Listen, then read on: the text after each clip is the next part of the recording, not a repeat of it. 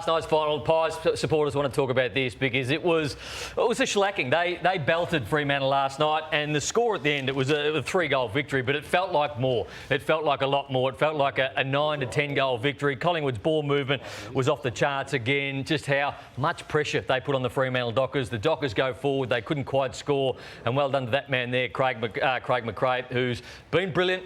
Scotty Pendlebury again was very good last night. Darcy Moore was outstanding, but just everything they touched last night turned to gold, the Pies, and you give them a shot. They lost to Sydney a couple of weeks ago up there. They didn't have Jordan De Goey in that game. They won't have Taylor Adams again, but hard to back against Collingwood at the moment.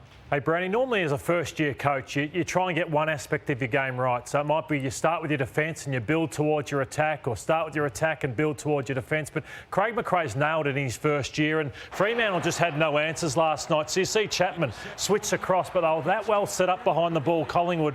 They just had no answers. It was double the scoring shots.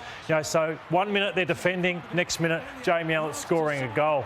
They're just a class above. So this I even love. You see Sidebottom and Young Johnson, the communication. So what he does is he mans a mark in the corridor. So what he's saying is, OK, we're all got you covered here. All you've got now is to go down the boundary line. So you see there the confusion of O'Driscoll to kick straight down to where Collingwood would like him to kick the ball. Again, you watch it. Is that a fluke or not? No. You see Will Hoskin Elliott say, OK, I'm going to give you the boundary, and that's all. The only place you can go to, force Fremantle down the line. You look at 10 scoring shots to 4 because of how well drilled Collingwood are. So this one straight down the line where they've got gun defenders back behind the footy. And you also want to get the ball going forward, but Fremantle always forced to go backwards, never go forwards, panic, holding the ball. So just a masterclass from Craig McRae this year. And we're going to get an insight from one of the players as to that masterclass and what he's actually brought to the club, Craig McRae. I haven't heard one knock on him, Craig McRae. No, not one. I mean, he's still when he has a media conference, shakes hands with each of the journalists there, and sort of the personal touch. I've not heard one negative comment about him. He's a ripper. And I'll throw this one over to Kane, before you get into speaking about Fremantle. But are Collingwood the best side to go from fast play? And if they do turn it over themselves, then their transition to get from attack into defence and hold an opposition club up, I think it's the best in the competition. Yeah, that's why they've been stunning to watch, haven't they, Brownie? They move the ball from their back line to their forward line quicker than any side that I can remember, and that's why they are so threatening. You know it's coming, but you couldn't stop it, and that's what I wanted to get to with Fremantle. Look, everyone needs to say that this year was a success for Fremantle. There's no doubt about that, winning a final from where they've come from, the young players that they've brought through, but on the bigger stage, you build your reputation and you need to stand up in finals, and they didn't do that. They were spooked somewhat. A number of their players, Walker was spooked, Rory Lobb had a poor game, Jordan Clark had a poor game, and there was a number of players that on the big stage, in front of 90,000 people, couldn't cope with Collingwood's pressure. So what do? You've got to go back in the pre-season, you've got to train it, you've got to get fitter, you've got to bed down your game plan. There's no doubt they need to be a bit more daring with the football. They have to score more, and they've got to get a front six that is going to actually cause the opposition some real threats, because their front six for large parts of the year has been a little bit impotent, and they've done it on the back of their full 18-man defence. They've got to get a bit more threatening in their front half. Yeah, I agree with you, Kane, on being more daring. I think they've had a great season, but being more daring with the football is the next step for Justin Longmuir, because look at the defence for Collingwood. If you're not daring, they just set up so well behind the ball.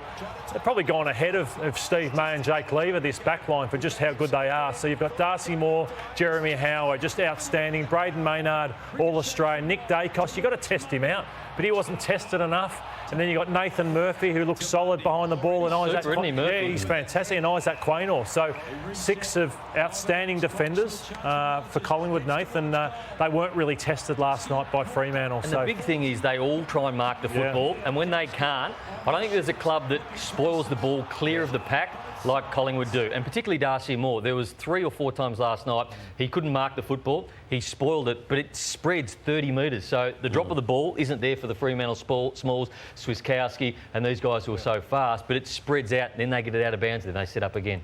So, you mentioned the work of Craig McRae, and even as a player in a great Brisbane Lions team, he was a crucial part of it. So, infectious personality in that team dynamic, and the all-powering positivity that he's brought to this club, he's still talking it up. He wants and is happy for the public to know that every single session, his players want to improve. you know, that's why we have such belief, because we just see we got guys doing PBs in the gym. We've got guys doing PB on the GPS at training now. Our training on Thursday was the highest GPS we've had in 6 weeks. Well, that's how you build belief through action, and this group believes. We're here to win it. We are. Like, one more game and you're in a grand final. We're here to win this thing. So they need to get through Sydney in order to make the big game. And coming off a 17th position of last season into this year, Jack Crisp spoke about the contrast there. Probably internally we believe we were good enough anyway. We still had a really good list. I think we had no chemistry and connection, unfortunately, last year. We couldn't find a way to gel together. Yep. And what Fly and Bolts and Leper have been able to do, and the way they've coached throughout the whole pre-season, throughout the whole year, is just, it's been phenomenal for us, and you can see the connection that it's built out on field.